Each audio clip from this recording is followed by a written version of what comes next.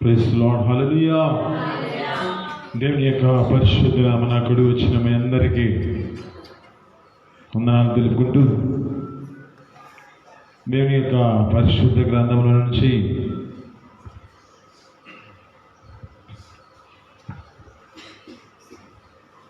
యోబు గ్రంథం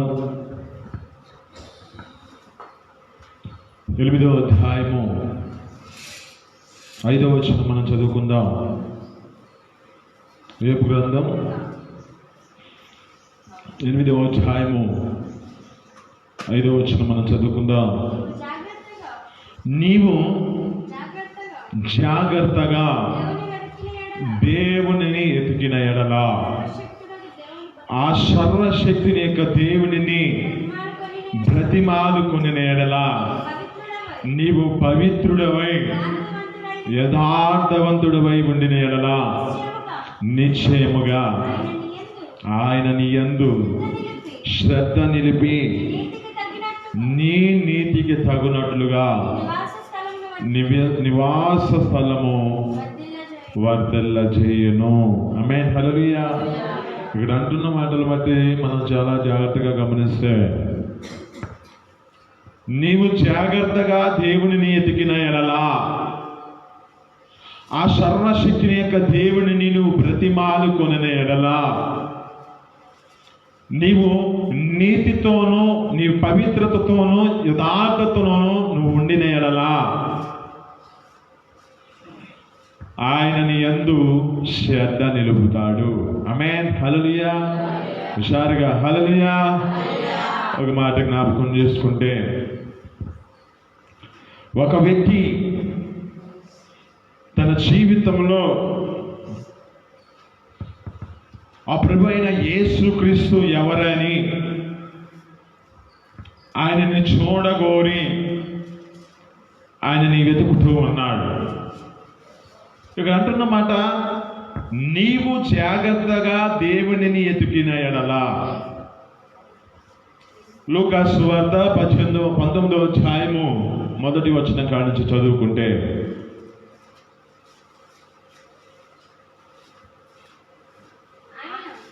ఆయన సంచరించుచు ఎరుకో పట్టణంలో ప్రవేశించి పోవుచుండెను. ఇదిగో సుంక గుప్తాదారుడు ధనవంతుడైన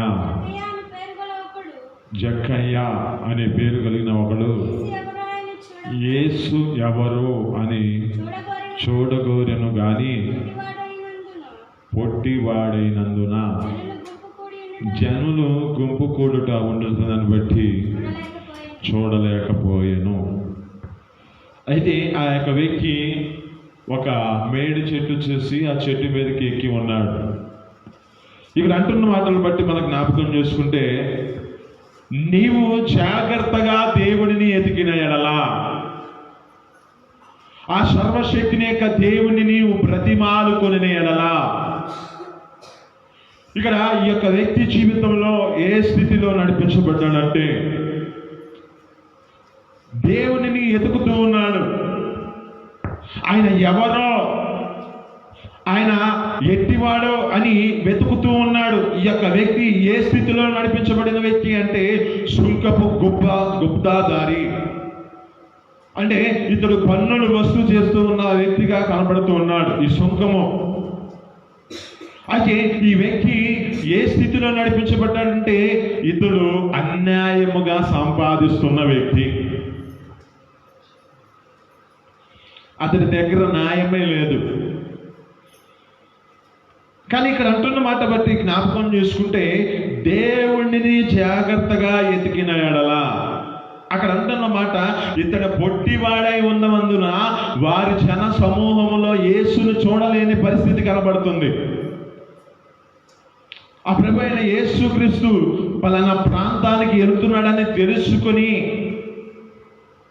ఆ యొక్క ప్రాంతంలో ఒక చెట్టు ఉంటే ఆ చెట్టు మీదకి ఎక్కి ఎదురు చూస్తూ ఉన్నాడు. ఆమేన్. హల్లెలూయా. పొట్టివాడు కదా, వదిలేసుకుంటే బాగుండేదే అనుకోలా. తన ప్రయత్నం తను చేస్తూ ఉన్నాడు. ఇక్కడ అంటున్నమాట, దేవునిని జాగ్రత్తగా ఎతికిన ఎడలా, ఆ సర్వశక్తుని యొక్క దేవునిని ప్రతిమానుకున్న ఎడలా. అయితే ఈ యొక్క వ్యక్తి జీవితంలో ఏ స్థితిలో నడిపించబడ్డాడంటే దేవునిని వెతికేవాడిగా కనపడుతూ ఉన్నాడు. ఆ యొక్క దేవునిని చూస్తానికి ఆ యొక్క వ్యక్తి ప్రయత్నిస్తూ ఉన్నాడు. చూడగోరి ఆ యొక్క యేసు ఎవరో, ఆ యేసు గురించి తెలుసుకొని ఆ యొక్క వ్యక్తి చూడగోరి ఆ యొక్క వ్యక్తి ఆ మేడి చెట్టు ఎక్కి ఉండగా, ఎప్పుడైతే ప్రభువైన యేసు క్రీస్తు ఆ ప్రాంతంలోకి వెళుతూ ఉన్నాడో, ఓ జక్కయ్య కిందకి దిగిరా, నేడు నీ ఇంటికి నేను రావాల్సి ఉన్నది అంటున్నాడు. ఆమేన్, హల్లెలూయా. అక్కడ అంటున్న మాటను బట్టి నేడు నీ ఇంటికి రక్షణ వచ్చి ఉన్నది. ఈ రక్షణ భాగ్యము ఎలా వస్తుంది? కుటుంబము వర్ధిల్ల చేయబడాలన్నా, నీకున్న నీతిని బట్టి నీకున్న నివాస స్థలము వర్ధిల్ల చేయబడాలన్నా, నీవు వెతుకటలో దేవునిని జాగ్రత్తగా వెతకాలి. ఇక్కడ ఈ జక్కయ్య, ఈ పొట్టి జక్కయ్యగా ఉన్నాడు కనుక ఈ పొట్టిగా ఉన్న తన జీవితంలో దేవునిని వెతుకుట ఆపలేదు. అతని జీవితం ఎలాంటి జీవితం అంటే పాపం, అతని యొక్క పాపము అన్యాయముగా తన జీవితంలో సంపాదిస్తూ ఉన్న వ్యక్తిగా మార్చబడిన వ్యక్తి. ఆమేన్, హల్లెలూయా. ఇక్కడ జ్ఞాపకం చేసుకుంటే ఈ యొక్క వ్యక్తి అంటున్న మాట, ఎప్పుడైతే ఇతడు ఆ ఇంటి యొద్దకు చేర్చుకున్నాడో, అతడు ఎలా చేర్చుకున్నాడు అంటే సంతోషముతో ఆనందముతో దేవుడిని చేర్చుకున్నాడంట. ఆమేన్, హల్లెలూయా. అక్కడ సంతోషముతో ఆనందముతో చేర్చుకున్నాడు. అతడు అంటున్న మాట, ఆ జక్కయ్య నిలబడి చెబుతున్నాడు, ఆ ప్రభువైన యేసుక్రీస్తుకు చెబుతూ ఉన్నాడు, అయ్యా నేను ఎవని యొద్ద అయితే అన్యాయముగా తీసుకున్నానో వాడికి ఎన్నంతలు చెప్పండి, ఎన్నంతలు చెల్లిస్తానన్నాడు. అంటే ఇక్కడ ఆ వ్యక్తి జీవితంలో ఏ స్థితిలో నడిపించబడి తన జీవితాన్ని తర్వాత తన యొక్క హృదయాన్ని దేవుని మీదట తన జీవితంలో తన స్థితిని జ్ఞాపకం చేసుకున్నాడో, ఎప్పుడైతే తన జీవితంలో ఎప్పుడైతే ఈ యొక్క స్థితిని జ్ఞాపకం చేసుకున్న దాన్ని బట్టి ఆయన అంటున్న మాట, ఇతడును అబ్రహాము కుమారుడే. ఆమేన్, హల్లెలూయా. అబ్రహాము ఎలాంటి వాడు? అబ్రహాము స్థితి ఎలాంటిది అంటే, అబ్రహాము దేవుని నమ్మెను, అది అతనికి నీతిగా ఎంచబడింది. అబ్రహాము యొక్క జీవితంలో తనకు కలిగిన వాటినన్నిటినీ విడిచిపెట్టుకొని దేవుడిని వెంబడించిన వ్యక్తిగా ఉన్న వ్యక్తి. ఇక్కడ అయితే మనం జ్ఞాపకం చేసుకుంటే, ఇతడు దేవుణ్ణి వెతికి ఆడుకొని తన జీవితంలో తన కుటుంబం వారికి రక్షణ వచ్చి ఉన్నది. ఇక్కడ అంటున్నమాట, నీ నీతికి తగినట్లుగా నీవున్న నివాస స్థలము, నీవున్న ప్రదేశం అంతటా వర్ధిల్ల చేయబడుతుంది. ఆమేన్, హల్లెలూయా. ఒక వ్యక్తిని మీకు జ్ఞాపకం చేస్తున్నాను. తండ్రి తన జీవితంలో వృద్ధాప్యానికి వచ్చాడు. వృద్ధాప్యానికి వచ్చిన పరిస్థితిని బట్టి తన పెద్ద కుమారుడైన వ్యక్తిని పిలుస్తూ ఉన్నాడు. పిలుస్తూ ఏమంటున్నాడంటే, నేను నిన్ను దీవిస్తాను, నేను నిన్ను ఆశీర్వదిస్తాను, అయితే నా కొరకు నీవేం చేయాలంటే నా కొరకు నువ్వు ఒక భోజనాన్ని సిద్ధపరిచి నా ఎదురుకు తీసుకురా అంటున్నాడు. ఇక్కడ ఉన్న మాటను మనం జ్ఞాపకం చేసుకుంటే, జాగ్రత్తగా దేవునిని ఎతికిన ఎడల, యోహాను సువార్త 1వ అధ్యాయం 1వ వచనం,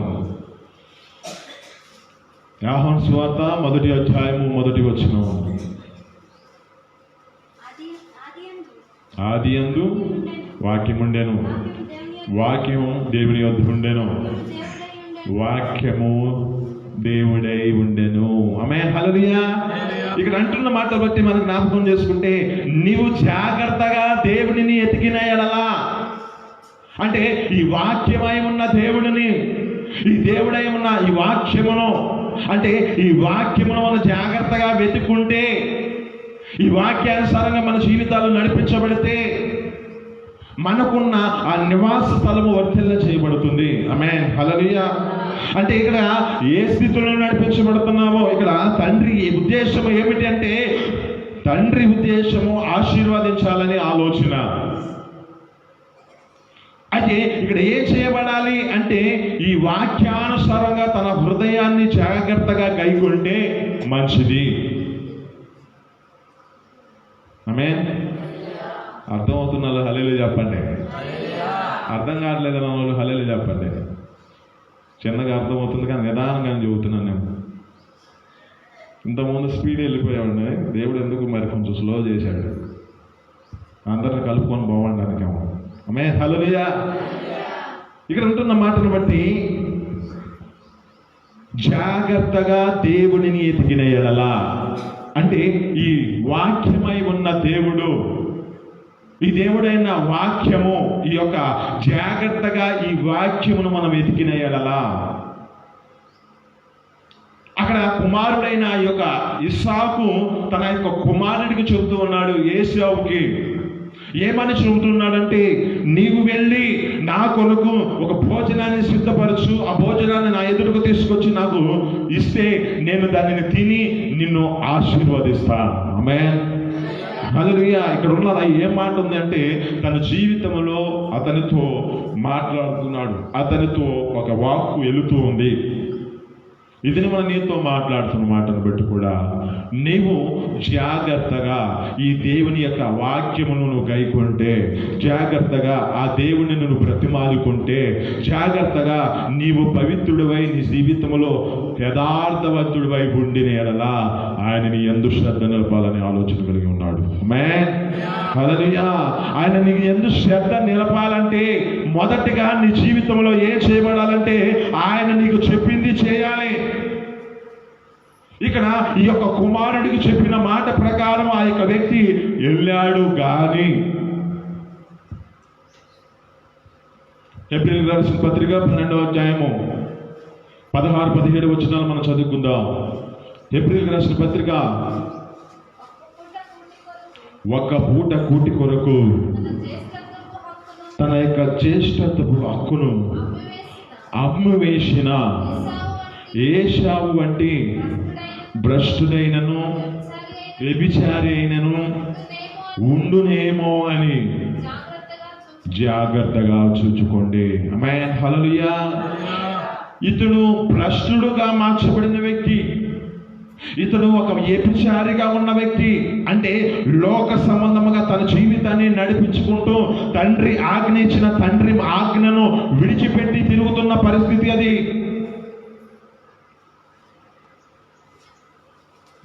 అరణ్యములో ఎక్కడికి వెళ్తే ఏ ప్రదేశంలో తనకి కావలసినది దొరికిందో ఆ వ్యక్తికి తెలుసు. తెలియదా? తెలుసా? మీరు రెస్పాన్స్ చేయండి. తెలిసిద్దా? తెలియదా? అడవిలో తిరిగిన వ్యక్తికి ఏ ప్రాంతంలో ఏది దొరికిందో ఆ వ్యక్తికి తెలుసు. మరి ఈ వ్యక్తి ఎందుకు నిర్లక్ష్యపరుచుకున్నాడు? ఎందుకు ఆ యొక్క తీసుకురాకుండా తన జీవితంలో ఆ తండ్రి ఎదుటికి ఇది తీసుకొచ్చి సిద్ధపరచలేని పరిస్థితి ఉంది? ఇతడు లోక సంబంధమైన ఆశలలో నింపబడి దేవుని మాటను, తండ్రి మాటను విడిచిపెట్టి తిరుగుతున్నాడు. తండ్రి ఇచ్చిన యొక్క ఆజ్ఞను విడిచిపెట్టి తిరుగుతున్నాడు. ఆ తండ్రి చెప్పిన మాటను ఆ వ్యక్తి ఆ విధంగా అశ్రద్ధ చేస్తూ ఉన్నాడు. అతడు అశ్రద్ధ చేసి తన జీవితంలో ఏ స్థితిలో నడిపించబడ్డాడో జ్ఞాపకం చేసుకుంటే 17వ వచనం చదవండి. ఏశావు ఆ తర్వాత ఆశీర్వాదం పొందగోరి కన్నీళ్లు విడుచుచు దాని కొసరము శ్రద్ధతో వెతికినను మారు మనసు పొంద అవకాశము లేక విసర్జింపబడినని మీరు ఎరుగుదురు కదా. ఆమేన్. హల్లెలూయా. అతడు ఏశావు ఆ తర్వాత ఆశీర్వాదము పొందుకొని ఎంతగా శ్రద్ధగా వెతికినా దాని కోసరము ఎంతగా శ్రద్ధగా కన్నీళ్లు విడుచుచు దేవుని సన్నిధిలో ఆ తండ్రి ఎదుట వేడుస్తూ ఉన్నా ఇక దీవెన లేదు. ఆమేన్. హల్లెలూయా. నీకు ఇచ్చిన అవకాశాన్ని నువ్వు బాగొట్టుకున్నావు అనుకో, ఇక ఆ సమయాన్ని పోగొట్టుకున్నావు అనుకో, ఇక నీ జీవితంలో ఏ స్థితిలోకి వెళ్ళిపోతావో తెలియదు. అందుకే లేఖనాలు బట్టి చూస్తున్న మాట, జాగ్రత్తగా దేవుని యొక్క వాక్యాన్ని నువ్వు గైకొంటే, జాగ్రత్తగా తండ్రి చెప్పిన మాట ప్రకారం నువ్వు జీవిస్తే ఆయన నీకు ఇవ్వాల్సిన ఆశీర్వాదాలన్నిటినీ అనుగ్రహిస్తాడు. ఆమేన్. హల్లెలూయా. ఇక్కడ ఏ పరిస్థితుల్లో నడిపించబడ్డాడంటే, ఇతడు ఒక భ్రష్టుడిగా మార్చబడ్డాడు, ఇతడు ఒక వ్యభిచారిగా మార్చబడ్డాడు, ఇతడు లోక సంబంధమైన ఆశలలో నింపబడి దేవుని యొక్క తండ్రి చెప్పిన మాటను నిర్లక్ష్యపరుచుకున్నాడు. ఒక మాట అంటుంది, ఇర్మీయా గ్రంథం 48వ అధ్యాయం 10వ వచనంలో ఉంటున్న మాట, యెహోవా కార్యమును అశ్రద్ధ చేయవాడు శాపగ్రస్తుడగును గాక. ఆయన కార్యములో నీ జీవితంలో నిర్లక్ష్యపరుచుకున్నావనుకో, ఆయన సన్నిధికి వచ్చి నీ జీవితంలో ఇప్పుడు కాదులే అని వెనకేసుకుంటూ ఉన్న పరిస్థితి ఉందో చూడు, ఆ పరిస్థితిని బట్టి నీకు రావాల్సిన దీవెన పోయి ఒక శాపగ్రస్తమైన వాడిగా మార్చబడతావు. అతను ఎంతగా ఎతికాడంటే, అయ్యా తండ్రి ఒక దీవెనైనా నా కోసం ఉన్నాయా అని వేడుకుంటూ ఉన్నాడు. ఎంత కన్నీళ్లు విడిచాడు అతను, ఎంత కన్నీరు విడిచి శ్రద్ధగా వెతుకుతూ ఉన్నాడు. అవకాశాన్ని విడిచిపెట్టిన పరిస్థితులను విడిచిపెట్టిన తర్వాత ఇంకా నీ జీవితంలో ఏది పొందుకోవాలన్నా నీకు ఇంకా అవకాశం ఉండదు. అందుకే కదా లేఖనాలు చదివిస్తూ ఉన్నాయి, ఆయన దొరుకు కాలంలో ఆయన ఎతకండి, ఆయన దొరికిన కాలంలో మీరు ఎతికితే ఆయన మీ జీవితంలో ఇవ్వాల్సిన దీవెనలన్నింటినీ అనుగ్రహిస్తాడు. ఇక్కడ ఏ పరిస్థితుల్లో నడిపించబడ్డాడు, ఈ భ్రష్టుడిగా మార్చబడ్డాడు, ఈ యొక్క వ్యభిచారిగా మార్చబడి తన జీవితాన్ని నడిపించుకున్నాడు. కనుకనే దేవుని యొక్క సన్నిధిలో తండ్రి చెప్పిన ఆజ్ఞను నిర్లక్ష్యపరుచుకొని వస్తూ ఉన్నాడు. మన జీవితాల్లో కూడా ఏ స్థితిలో నడిపించబడతామంటే, తండ్రి సన్నిధికి వచ్చిన, ఆ దేవుని ఎదుటికి వచ్చిన దేవుని యొక్క సన్నిధిలో మన జీవితాలలో చేద్దాములే, టైం ఉందలే అని ఏం చేస్తున్నాం చెప్పండి, మీరే చెప్పాలా. మేము ఆలస్యం చేసాం, పెట్టుకోవడం ఆలస్యం అరగంట అయింది, మీరు ఇంకొంచెం గంట తీసుకున్నారు. ఇట్లా టైం పోతే ఇక్కడే బాగానే ఉంటుంది, రేపు ఉండిద్ది. ఎన్నింటికి వచ్చారు మీరు అని ఈ దేవుడు అదేనా నాడు అడుగుతాడు, ఏమంటాడు? అప్పుడు ఏం చెబుతాం మనం? అయ్యా 9ంటికి పెట్టిన ప్రార్థన మేము 10:30కి వచ్చామయ్యా అంటే బాగుండిద్దా? ఇది మనం నీతో మాట్లాడుతున్న మాటను బట్టి దేవుని కార్యములో నిరాశపరుచుకుంటున్నావేమో. దేవుడిచ్చే నీకు ఆశీర్వాదాన్ని ఆ తండ్రి ఒక దీవెన నీకు ఇవ్వాలని ఆశపడుతూ ఉన్నాడు. ఆ తండ్రి ఆ దీవెన నీకు ఇవ్వాలంటే నీవు ఆయన ఎదుట నీ జీవితంలో ఏం చేయబడాలంటే, జాగ్రత్తగా ఆ దేవుని యొక్క వాక్యమై ఉన్న దేవునిని, ఆ దేవుడై ఉన్న వాక్యమును మనం ఎతకాలి.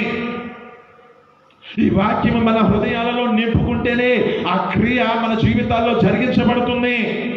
ఆ సర్వశక్తిని యొక్క దేవుడిని మనం బ్రతిమాలుకుంటేనే ఆ యొక్క దేవుని యొక్క సన్నిధిలో మన హృదయాలను పవిత్రపరుచుకొని యథార్థవంతులమై ఉంటే ఆయన శ్రద్ధ నిలిపి చేయవలసిన కార్యాలన్నిటినీ చేయగలిగిన దేవుడు మన దేవుడు. ఆమేన్. హల్లెలూయా. అక్కడ అంటున్న మాటలను బట్టి జ్ఞాపకం చేసుకుంటే, మొదట స్థితి కొంచెమే ఉండినను, మొదటి స్థితి కొద్దిగే ఉండినను, తూతకు మహాభివృద్ధి పొందుతువు అంటున్నాడు. ఆమేన్. ఈ మహాభివృద్ధి పొందాలంటే రిస్క్ తీసుకోవాలి. ఈ మహాభివృద్ధి పొందుకోవాలంటే బాధలలో, శ్రమలలో నిలిచి ఉండాలి.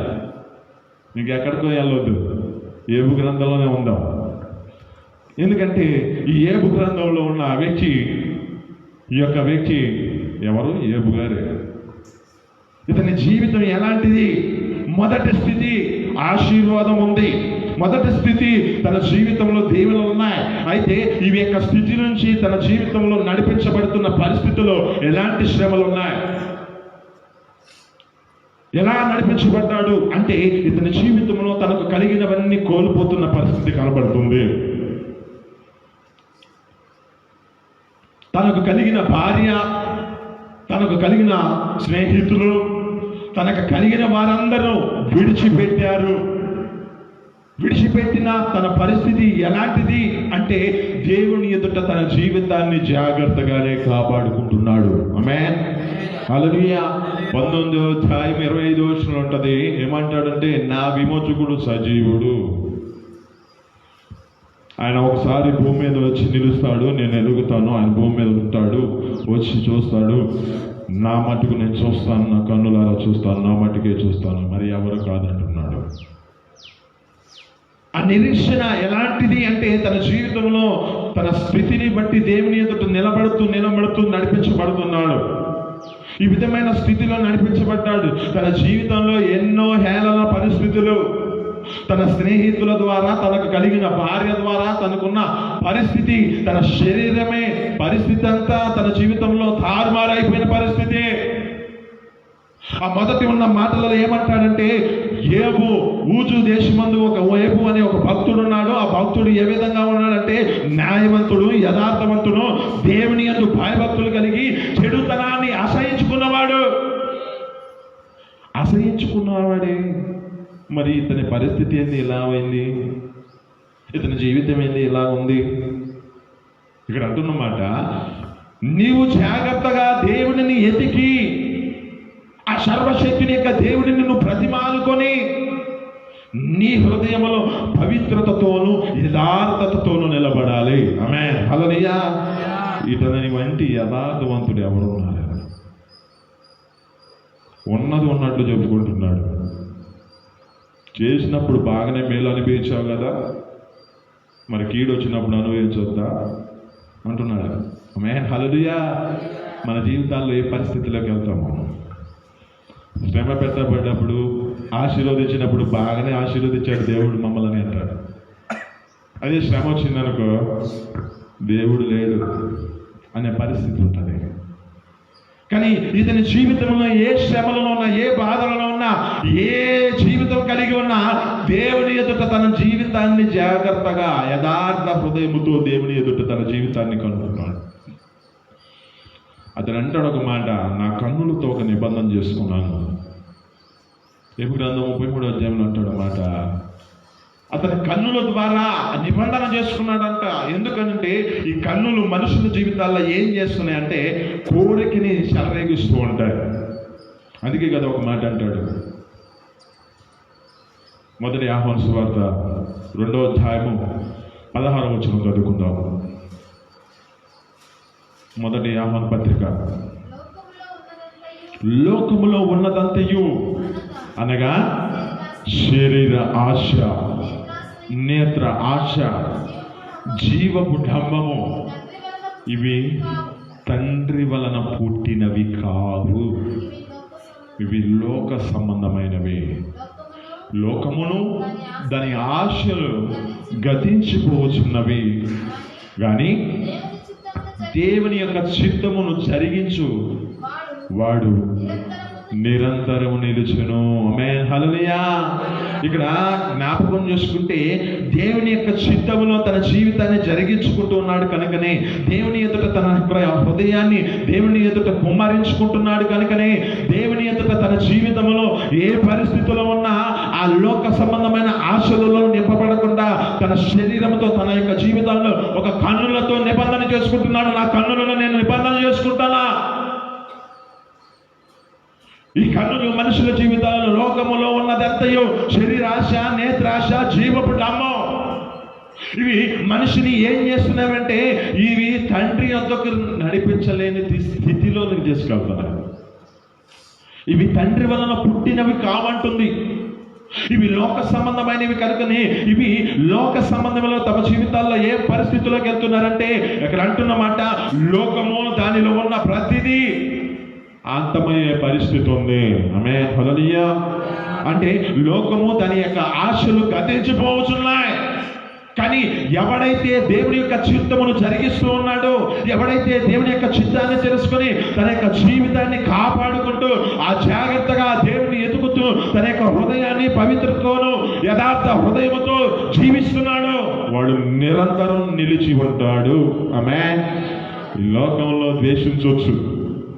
లోకములో మనుషులు ద్వేషిస్తూ ఉంటారు నీతితో నడిపించబడ్డా. కానీ నీ జీవితంలో ఒక దినాన ఆ ప్రభువైన యేసుక్రీస్తు నిలబడిన దినమున నీవు నిరంతరం ఆ ప్రదేశంలో నివాసము కలిగి ఉండటకై ఆ నిత్య జీవార్థమైన పరలోక రాజ్యానికి ప్రవేశించడానికి వారసులుగా నువ్వు మార్చబడతావు. ఆమేన్. ఆ పరలోక రాజ్యంలో నీవు ప్రవేశించేవారుగా మన జీవితాలు నడిపించబడాలంటే ఈ భక్తుడైన యోబు గారి యొక్క జీవితము ఏ స్థితిలో నడిపించబడిందో, ఏ స్థితిలో తన జీవితాన్ని నడిపించుకొని తన మార్గమును దాని దేవుని ఎదుట తన జీవితాన్ని జాగ్రత్తగా కాపాడుకుంటూ ఉన్నాడు. అక్కడ అంటున్న మాట తన నోటి ద్వారా కూడా పాపము చేయలేదని చెబుతుంది. దేవుని విషయంలో తను పాపం చేయలేదని చెబుతుంది. అక్కడ అంటున్న మాటను బట్టి నీకు కలిగిన భక్తి నీకు ధైర్యం పుట్టిస్తుందా? నీ యథార్థ ప్రవర్తన నిరీక్షణకు ఆధారం అవుతుందా? నిరీక్షణకు ఈ యొక్క ఆధారముగా నీ జీవితంలో యథార్థ ప్రవర్తన నీకు నిలిచి ఉందా?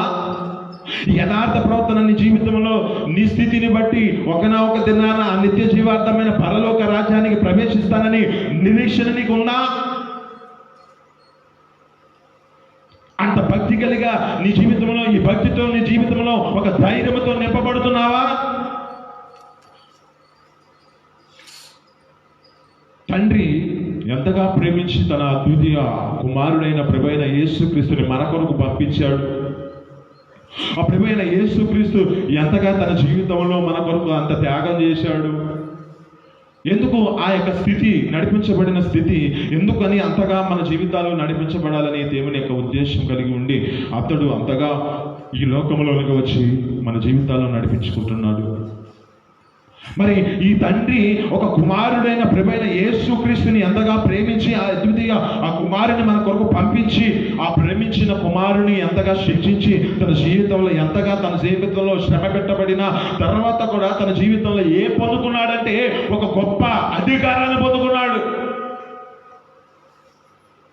మత్తయి సువార్త 28వ అధ్యాయం 19వ వచనం.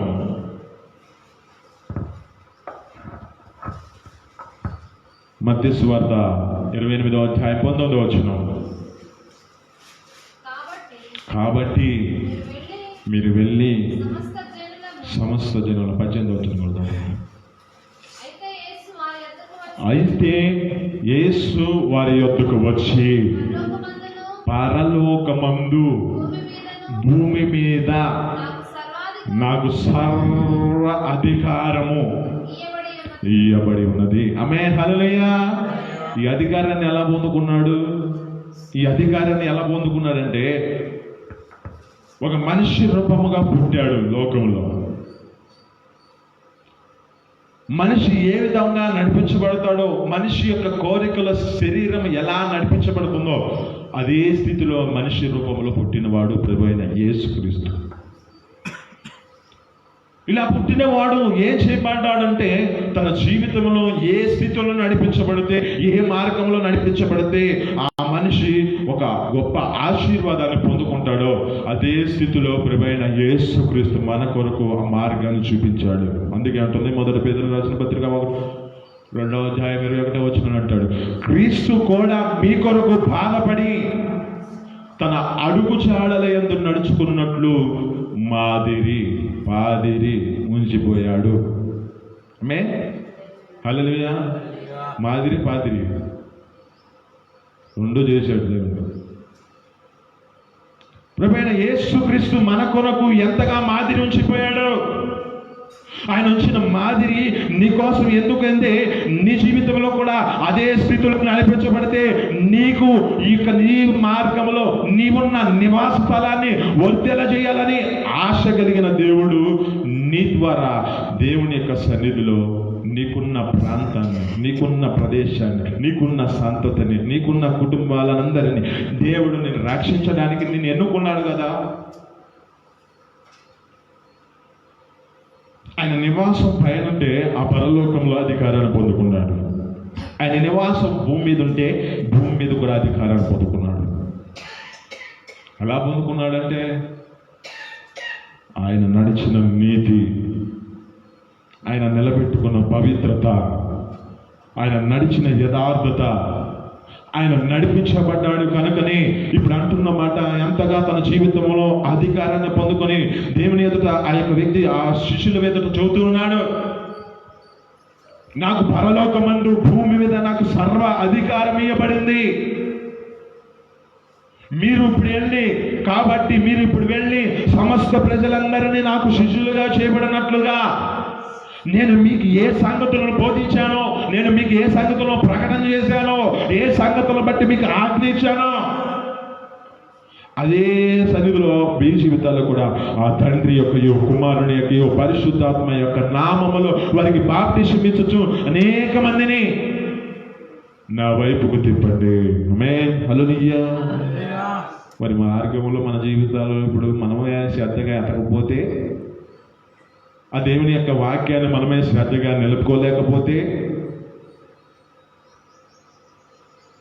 ఆశీర్వదించబడిన వాడు ఎలా పోయాడు? యాకోబు యొక్క జీవితం ఏ పరిస్థితిలోకి వెళ్ళింది? యాకోబు ఏ ప్రాంతంలో అడుగు పెడితే ఆ ప్రాంతం ఆశీర్వదించబడింది. ఆమేన్, హల్లెలూయా. యాకోబు ఏ ప్రాంతానికి వెళ్ళాడు అంటే తన యొక్క మామ అయిన ఎవరు చెప్పండి? ఆమేన్, హల్లెలూయా. లాబాన్ గారి ఎద్దుకు వెళ్ళినప్పుడు ఆ ప్రదేశం అంతటా అక్కడ అంటున్న మాటను బట్టి జ్ఞాపకం చేసుకుంటే అతడిని 10 మార్లు మోసపరిచాడంట లాబాన్. కానీ అతన్ని బట్టి లాబానుని ఆశీర్వదించాడు. ఆమేన్, హల్లెలూయా. అక్కడ అంటున్నమాట, నీ నీతికి తగినట్లుగా నీవున్న నివాస స్థలమంతటా వర్ధిల్ల చేయబడుతుంది. ఆమేన్, హల్లెలూయా. అతని జీవితంలో ఏ స్థితిలో నడిపించబడితే అతని యొక్క మార్గం అలా ఉంది అంటే యాకోబు యొక్క జీవితంలో దేవుని యొక్క దర్శనాన్ని పొందుకున్న వ్యక్తిగా కనబడుతున్నాడు. యాకోబు యొక్క జీవితంలో ఏ స్థితిలో నడిపించబడ్డాడంటే, నీవు నన్ను దీవిస్తేనే నేను వదిలిపెడతా. పోయిన గత వారంలో ఎప్పుడో చెప్పినట్టున్నా. హోషేయ గ్రంథం 12వ అధ్యాయం 3వ వచనం.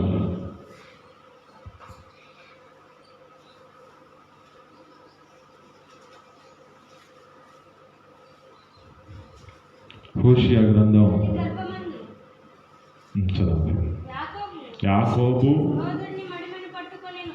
పట్టుకొనెను, మగసిరి గలవాడై దేవునితో పోరాడెను. అతడు దూతతో పోరాడి జయము పొందుకొనెను. హల్లెలూయా. అతడు తన జీవితంలో ఏ విధమైన స్థితిలో నడిపించబడితే ఆ దూత ఎదుటికి వస్తాడు. ఆ దేవుని యొక్క దూతతో తను పోరాడి జయము పొందుకున్నాడంట.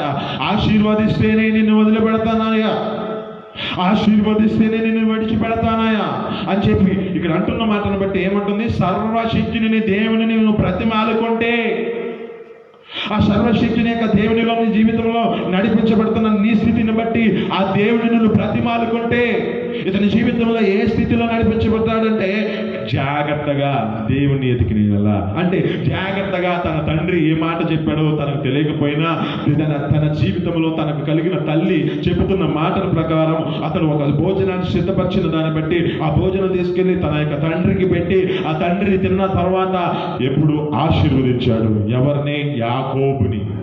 ఒక చిన్న కుమారుడైన యాకోబుని ఆశీర్వదించాడు. ఈ ఆశీర్వాదం ఎందుకు తన జీవితంలో కలిగి ఉన్నది అంటే, తండ్రి చెప్పిన మాట తనకు తెలియదు. తండ్రి చెప్పిన మాట తనకు తెలియకపోయినా తన తల్లి ద్వారా తెలుసుకుని తన జీవితంలో సిద్ధపాటు కలిగి ఉన్నాడు. ఇక్కడ అంటాడు, ఏమంటాడంటే ఆయన నన్ను శపిస్తే పరిస్థితి ఏంది అంటున్నాడు. తండ్రి గురించి తెలిసి కూడా అతడు ఏ స్థితిలో అయితే ఏమైందని త్యాగం చేసుకొని తండ్రి యొద్దకు వెళ్ళి ఆ దీవెనను పొందుకున్న వ్యక్తిగా ఉన్నవాడు యాకోబు. హల్లెలూయా. యాకోబు యొక్క జీవితంలో మనం జ్ఞాపకం చేసుకుంటే యాకోబు మోసగాడు అనుకుంటూ ఉంటాం. ఆ మోసగాడిని దేవుడు ఆశీర్వదించాడు. ఆ మోసగాడే దేవుని సన్నిధిలో తన జీవితాన్ని జాగ్రత్తగా తండ్రి చెప్పిన మాటను అంగీకరించాడు. ఈ మోసగాడైన వాడే తండ్రిని ప్రతిమాలుకుంటున్నాడు, ఆ సర్వశక్తిని దేవుని ప్రతిమాలుకుంటున్నాడు. నన్ను ఆశీర్వదించు అని. మన జీవితాలు ఏ స్థితిలో నడిపించబడుతున్నాయో? పవిత్రతతో పరిశుద్ధతతో నిలబడుతున్నావా? ఆ యథార్థతను నీవు నిలబెట్టుకుంటున్నావా? నిలబెట్టుకుంటే ఒక మాట అంటున్నాడు, కీర్తనలు 15వ అధ్యాయము 1వ వచనంలో చదువుకుంటే, యెహోవా నీ గుడారంలో అతిథిగా ఉండదగిన వాడేవాడు, నీ పరిశుద్ధ పర్వతం మీద నివసింపదగిన వాడేవాడు. యథార్థ ప్రవర్తన, నీతిని అనుసరించుచు యథార్థ హృదయుడవై హృదయపూర్వకముగా నిజము పలుకువాడే కదా. ఆమేన్. హల్లెలూయా. హృదయపూర్వకంగా నిజము పలికివాడే అంటుంది. కానీ మనుషుల జీవితాల్లో ఏం చేయబడుతున్నాయంటే కపట హృదయాలు, కపటముగా తమ జీవితాలు నడిపించబడుతుంది. కపట హృదయములు లోకములో ఎలా ఉంటారంటే బయటికి బాగానే ఉన్నట్టు ఉంటుంది, పైకి బాగానే భక్తులా కనబడుతున్న పరిస్థితి కనబడుతుంది. కానీ మన యొక్క హృదయాలు ఎలా ఉంటాయంటే బయటికి వెళ్ళిన తర్వాత ఎదుటి మనిషిని బాగానే పలకరిస్తూ ఉంటుంది, దాటిపోయిన తర్వాత మాటలను వారి జీవితాలను నడిపించలేని పరిస్థితి కనబడుతుంది. ఇక్కడ అంటున్న మాట బట్టి జ్ఞాపకం చేసుకుంటే, యెహోవా నీ గుడారంలో అతిథిగా ఉండదగిన వాడు ఎవడు? నీ పరిశుద్ధ పర్వతములో నివసింపదగిన వాడు ఎవడు అంటుంది. అక్కడ జ్ఞాపకం చేసుకుంటే, నీతిని అనుసరించచ్చు, యథార్థముగా యథార్థ హృదయుడై హృదయపూర్వకముగా నిజము పలుకువాడే అంటుంది కదా. ఈ నిజము పలుకువాడే అంటుంది. హృదయుడవై నిజము పలికేవాడు మనకు కావాలి. హృదయుడై ఆ యథార్థ హృదయుడమై నిజము పలికేవారుగా మనం మార్చబడుతుము గాక. ఆమేన్. ఒక మాట మనం జ్ఞాపకం చేసుకుంటే, సేవకులు తెలిసింది, సేవకులకు తెలిసిన మాట ప్రకారం వారి హృదయాన్ని పరిశుద్ధాత్మ దేవుడు బయలుపరిచాడు. ఏమైనా బయలుపరిచాడంటే, మీకు కలిగినది ఇంతకే అమ్మేశారా? మీకు కలిగింది మీరు ఇంతే అమ్మారా అని చెప్పి అడుగుతున్నాడు ఆయన. ఆ వ్యక్తి అంటున్నాడు, అయ్యా ఇంతకే అమ్మామని చెబుతున్నారు. ఇప్పుడు ఎక్కడున్న యథార్థత ఏది? వాళ్ళ హృదయాల్లో ఎలా ఉన్నారంటే జ్ఞాపకం చేసుకుంటే, ఆ దినాలలో అనేక మంది అపోస్తుల పాదాల యొద్ద వారికి కలిగిన ఆస్తిని పెడుతున్నారంట. వారికి కలిగినది వారు ఆ యొక్క అపోస్తుల పాదాల యొద్ద పెడుతున్న జీవితము.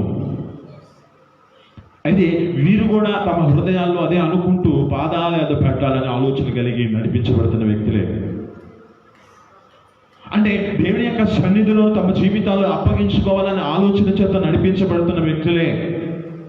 దేవుని యొక్క సన్నిధిలోనికి తీసుకురావాలని ఆలోచన చేత తమకు కలిగిన పొలమును అమ్మివేసి నడిపించబడుతున్న వ్యక్తులే. కానీ ఎప్పుడో తమ జీవితాల్లో ఈ ధనం ఎప్పుడైతే హృదయంలో దేవుని యొక్క వారి ఎదుటికి వచ్చిందో, హృదయము మోసపరచబడింది.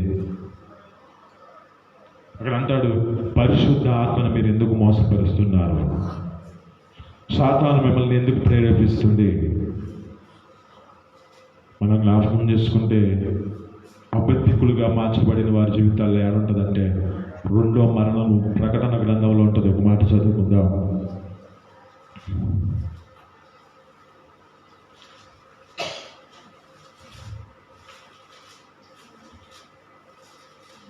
ప్రకటన గ్రంథం 21వ అధ్యాయం 8వ వచనం. పిరికి వారును, అవిశ్వాసులను, అసహ్యులను, నరహంతకులను, వ్యభిచారులను, మాంత్రికులను, విగ్రహారాధికులను, అబద్ధికులందరూ అగ్ని గంధకములలోను మండు గుండెములలో పాలు పొందుదురు. ఇదే రెండవ మరణము. ఆమేన్. హల్లెలూయా. ఒక మరణం ఈ లోకంలో ఉంటే రెండో మరణం అక్కడ ఉంది. ఈ రెండో మరణానికి వెళ్ళే వాళ్ళు ఎవరెవరు ఉన్నారు చూడు, లిస్టు చూడండి. తిరిగి వారంట, విశ్వాసులు, అవిశ్వాసంగా నడిపించబడేవారంట, అసహ్యులు, నరహంతకులు, వ్యభిచారులు, మాంత్రికులను, విగ్రహారాధికులను, అబద్ధికులను. ఈ అబద్ధికుడుగా మార్చబడిన వ్యక్తి అననీయ. ఈ అననీయ తన జీవితంలో అక్కడ అబద్ధం ఆడిన దాన్ని బట్టి ఇంతకే అమ్మారంటే ఇంతకే అమ్మామని చెప్పినాడు. కానీ అతని జీవితం ఒక మరణ లిస్టులోనికి వెళ్ళిపోయింది. మరణ లిస్టులోనికి వెళ్ళే పరిస్థితి ఎందుకు వచ్చింది అంటే, ఒక అబద్ధం చెప్పిన దాన్ని బట్టి తన జీవితంలో మరణానిలో తన జీవితాన్ని లిఖితం చేయబడి ఉంది. సరే బాగుందలే, అయిపోయిందిలే అనుకుంటే తర్వాత అమ్మగారు వచ్చింది. అమ్మగారు వచ్చినావా, ఆమెనా నిజం చెప్పాలా? లేదు. ఆమె కూడా తీసుకొచ్చి అయ్యా ఇంతకే అమ్మాయని చెప్పి ఆమె కూడా అంటుంది. ఆ వ్యక్తితో మాట్లాడుతూ ఉన్నాడు. ఇప్పుడే నీ యజమాని తీసుకెళ్ళి పాతి పెట్టిన పాదాలు అక్కడే ఉన్నాయి, అక్కడే ఉన్నారు వాళ్ళు. మీరు ఇంతకైనా అమ్మారా అని చెప్తుంటే ఆమె అవిధంగానే చెప్తూ ఉంటే ఈ మాట ఎప్పుడైతే చెప్పాడో మరలా ఆమె కూడా పడి చనిపోయింది. ఇది మనం మీతో మాట్లాడుతున్న మాటలు. ఆయన గుడారములో అతిథిగా ఉండాలంటే, ఆయన పరిశుద్ధ పర్వతం మీద మనం నివసింపాలంటే నీతిని అనుసరించచ్చు యథార్థ హృదయాలమై హృదయపూర్వకముగా నిజము పలికే వారిగా మనం మార్చబడాలి. ఆమేన్. హల్లెలూయా. ఇంకా అక్కడ ఉన్న మాటలు చదువుకుంటే ఎలా ఉంటుందో చదువుకుందాం. చదవండి. కీర్తనలు 15వ అధ్యాయంలో